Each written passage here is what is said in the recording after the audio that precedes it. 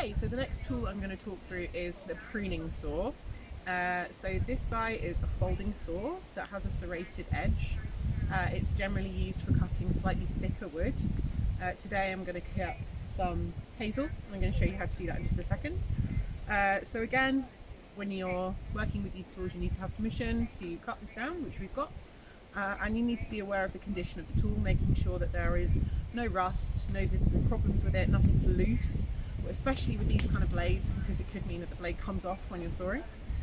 So when I'm satisfied that the tool's in good condition, which this one is, then I would be making sure that there is no one around me, so I'm aware of my blood bubble.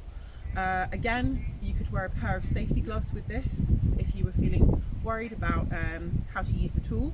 That would be a good PPE to utilise with this tool.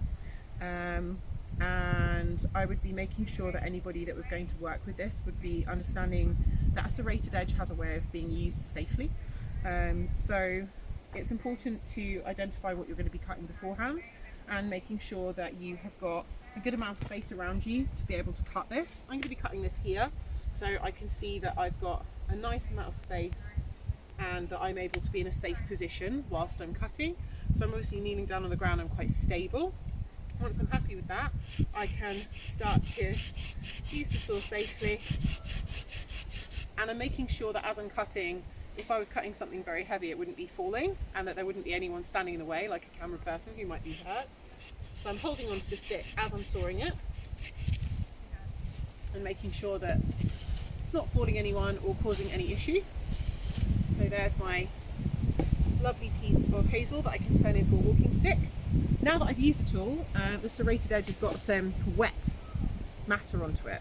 So I would be wiping this tool downwards to remove that, to make sure that I'm getting off all of the things between the serrated edges, which basically prevents rusting when I fold it back through.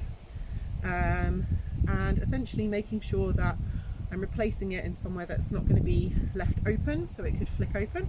And yeah, that's the safe way to use a pruning tool.